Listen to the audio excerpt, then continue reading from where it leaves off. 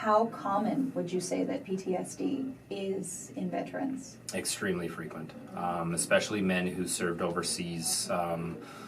A large portion of the men that I meet that served ground force in Afghanistan and Somalia, especially to men who did multiple tours, it's very, very common. What treatments are available for people with PTSD? Because I understand that it's a very difficult thing to deal with, as it doesn't really ever go away.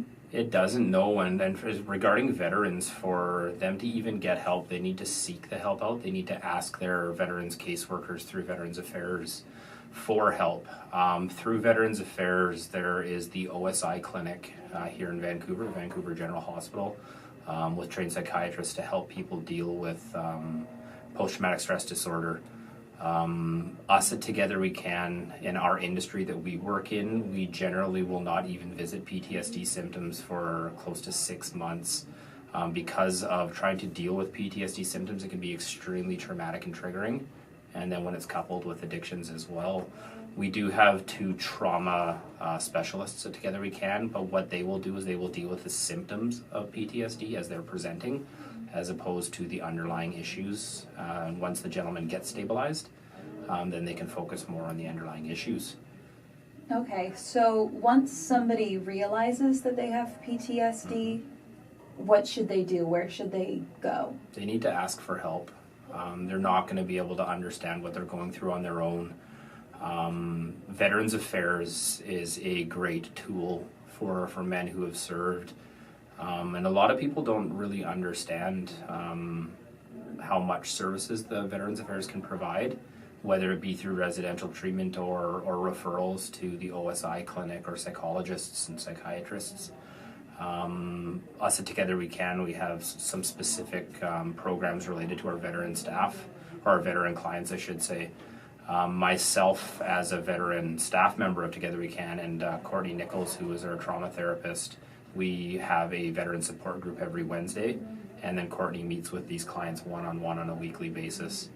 But outside of, say, the treatment environment, which I work in, they would need to go through Veterans Affairs, and Veterans Affairs would refer them to the appropriate treatment. Okay. And so you mentioned that you dealt with addiction. Mm-hmm.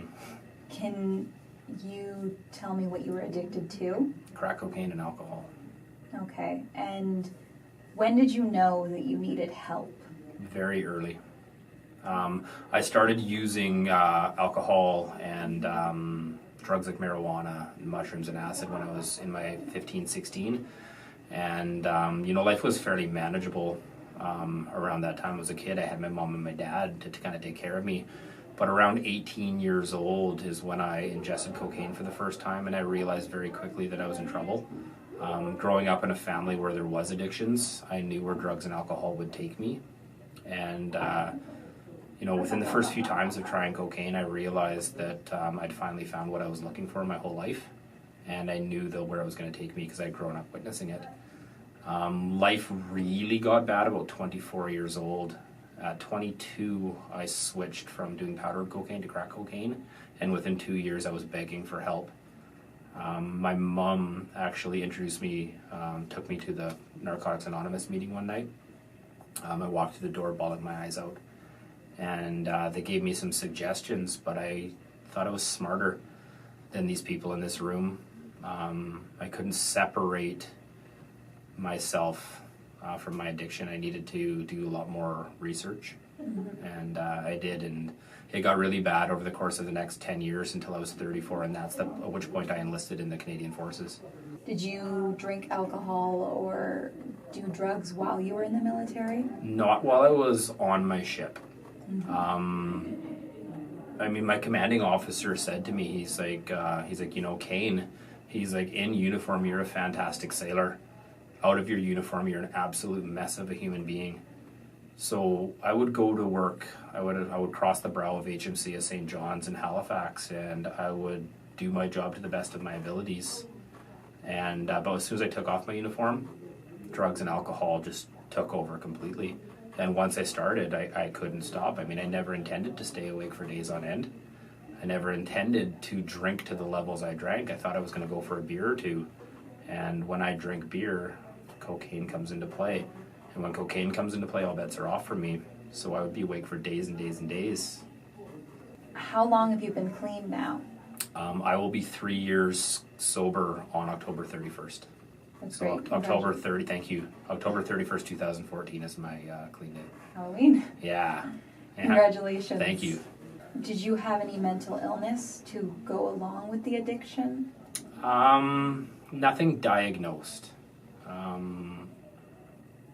When I was in the military, they had me in front of clinical psychologists and doctors and stuff because of the nature of how bad my addiction was.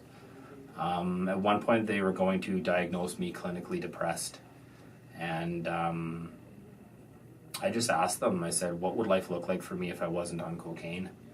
If the depressive state that cocaine creates." If cocaine was removed from my life, would this clinical depression still exist? And the frank reality is, well, they said it was yes, maybe no. I couldn't stop using cocaine, so it never really got addressed. Coming out the other side with not having ingested a drink or drug in 3 years, I can firmly say that I suffer from no mental illness. Once you returned home, Mm-hmm. how difficult was it to continue your life and find a career? It was impossible. I was released from the Canadian Forces on April 7th, 2014, and I was intaked through Veteran Affairs into Together We Can on October 30th, 2014. Over the course of those 5 or so months or whatever, I did nothing but drugs. I smoked $45,000 worth of crack in about 3 months, and life was really bad. I had no desire to seek employment. I had no desire to seek help. I was really upset with myself that I'd lost my job in the Canadian Forces. I joined the Canadian Forces in hopes that I would be able to restructure my life, but inevitably my addiction got in the way. So when I left the Canadian Forces, I was kind of left to my own devices, and that didn't get me too far. And how did you pay for your addiction? Because that's quite a high number. So when I left the Canadian Forces, you get what's called return to contributions. So all the pensionable earnings that I had put into the Canadian Forces were given back to me. So some of it was given to me in cash, and some of it was put into a locked-in RSP. My $13,000 or so that I got in cash I spent in 21 days, at which point I researched ways to have my locked-in RSP unlocked. I managed to convince the bank and government agencies to unlock this money, in which $17,000 was gone in 28 days. After that was done, I was a doctor on my medical out routine through the military, had discovered that I had had a heart attack and an attempted suicide due to my addiction, and he gave me a medical disability. So I was released. It was an honorable release, but it was kind of under dishonorable circumstances. So he gave me a medical attachment because of the levels of drugs that I was using. And so because of that medical disability, I ended up getting back paid from October till April. So I got another check for $17,000. And that $17,000 led me to Together We Can over the course of an 18-day bender. So that's where my money came from after I got released from the forces. And you mentioned that addiction ran in your family. Mm-hmm. Did you grow up seeing addiction to different substances? Yes. Yeah, there's addiction in my family. There's alcoholism and drug addiction in direct and extended family. I knew I was a smart kid. I grew up with a real dislike for drugs and alcohol because I saw, uncles in prison, drug-related death in my family. I knew what was going to happen. When did you start attempting to help other veterans?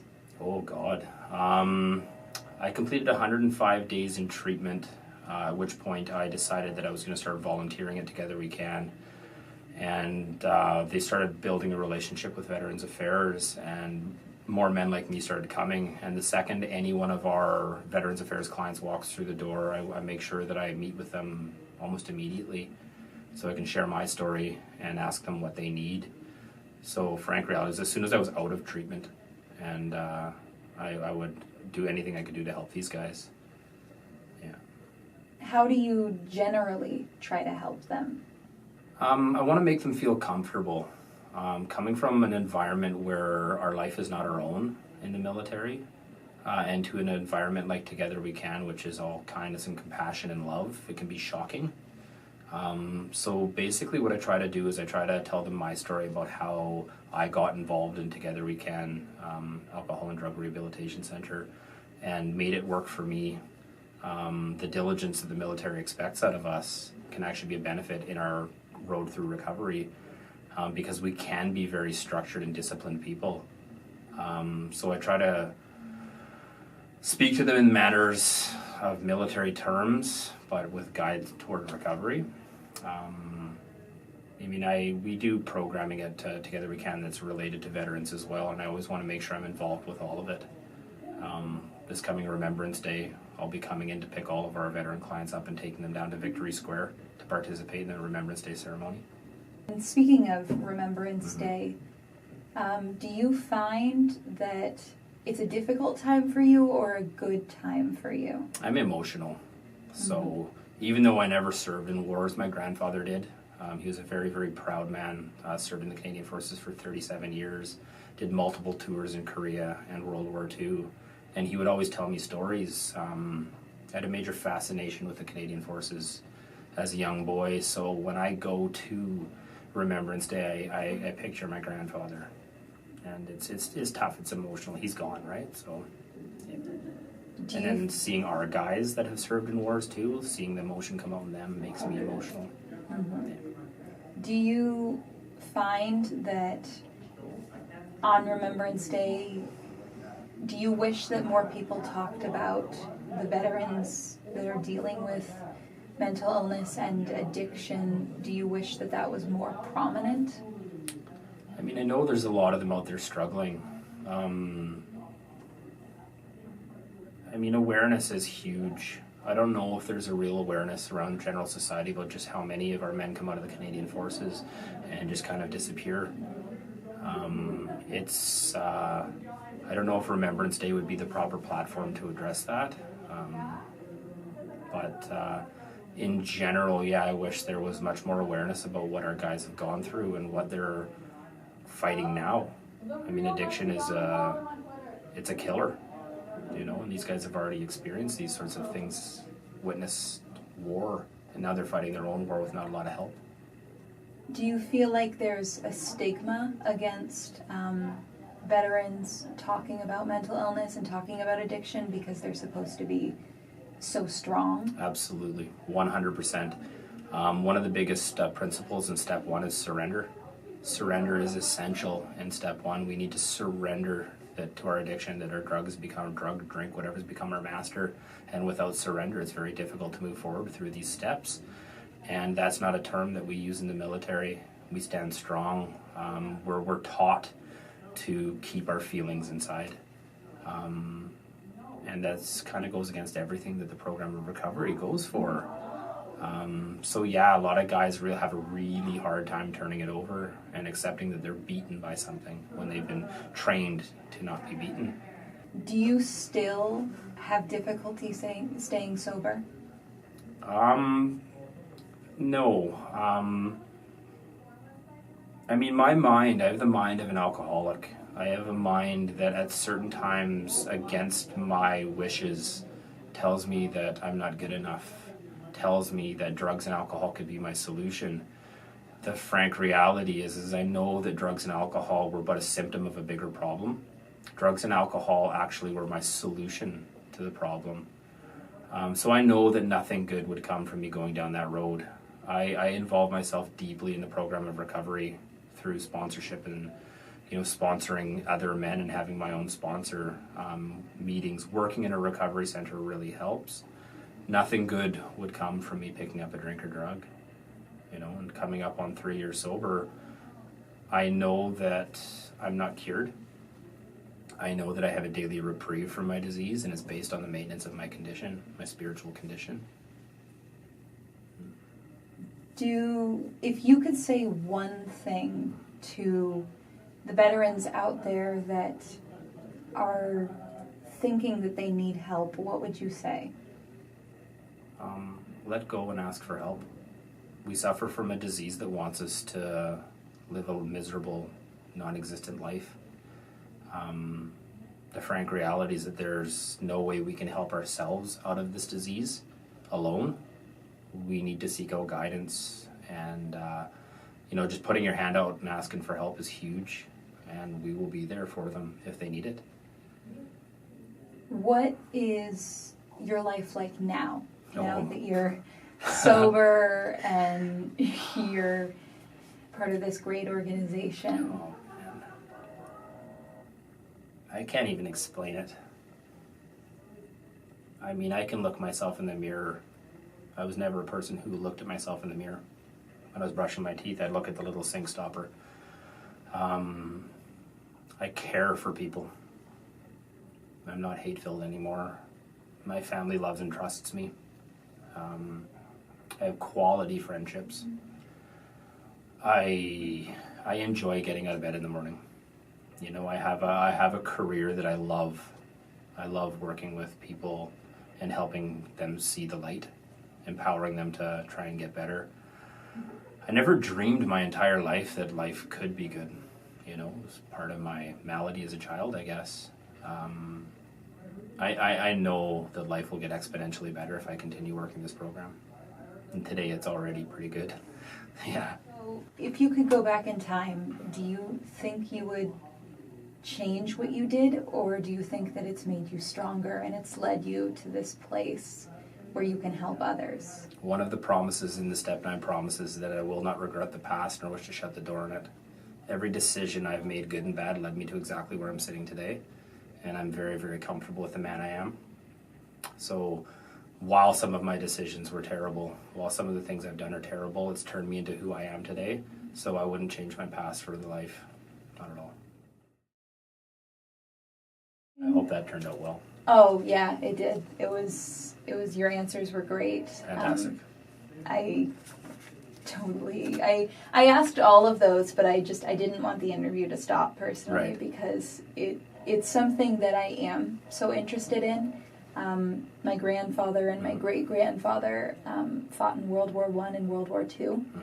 So it's something that I just find really interesting. And also the whole, I'm an extreme advocate for mental health, yeah, and there's for a lot of it out there today. Addiction. Yeah. I mean, my mom likes to call him a functioning alcoholic. Yes. But he ended up passing away from issues with his liver. Cirrhosis and yeah. So it's definitely, I drink, but I don't, I'm not really somebody who, I don't consider that fun. You don't have the allergy. That's what we would say. There's the difference between someone who drinks and somebody like me is an allergy. Mm-hmm. And that's what a doctor's definition of alcoholism is, that when we ingest alcohol, we react differently. You can have a few beers and be like, okay, because we're ingesting poison. Yeah. Right? You'll have a few beers, like, I'm sufficiently loaded. Mm-hmm. I'm going to stop. Or even on the nights you go with your girlfriends or whatever, and you're like, we are going to drink like 9 bottles of wine. You won't burn your life down. Mm-hmm. Me, once I put it in my system, I drink or use drugs to overcome a craving. You don't get thirsty, I get thirsty. Yeah, right. I totally, I understand, but I don't personally understand. Yeah. But so that's the difference between you and me, right? Mm-hmm. And I mean, the fact is that we are ingesting poison. Yeah. And guys like me will, once it's in my system, we'll go to any lengths to get more. Yeah. You don't matter, my mom doesn't matter, mm-hmm. the world doesn't matter. The only thing that matters is getting more substance. Yeah. And then being stone cold sober, knowing the consequences of my previous drug addiction, I will pick up expecting it to be different. Yeah. I mean, it's fantastic that you've been sober for 3 years. Yeah. I mean... Yeah, 12 days. In 12 days, I'll be 3 years sober. Oh, did you have a specific reason why you chose Halloween, or did it just happen to fall on it? Okay, so that reason chose me. Like I alluded to with that last $16 some odd thousand, I got a check from the not Veterans Affairs, through CISIP. It's the governing body that deals with disability. And because they had to back pay me till April, I got 5 checks of 75% of my salary, so $16,843. That was early October. I smoked $16,000 worth of crack in 18 days. I did not sleep. I had 2 grand mal seizures, and on October 29th, 2014, I was lying on my bed and I was ready to die at my own hands.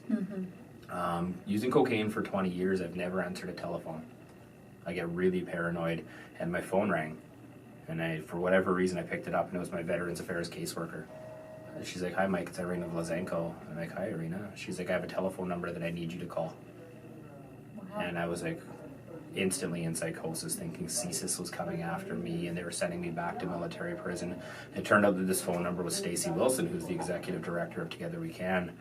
And he started the conversation off by introducing himself, and then he said, "You know what, you have someone out there that really loves you, and her name's Irina, and she's contacted us at Together We Can." And I was like, "Who are you?" So he told me he was the intake coordinator for an addictions treatment center in Vancouver, and they wanted me to get on a ferry. And I was like, "I have no idea who you are, what you are, but I need to do some research." So I researched, and I figured out that he was telling the truth. So I contacted Irina back, and she's like, "Tomorrow you need to get on a ferry."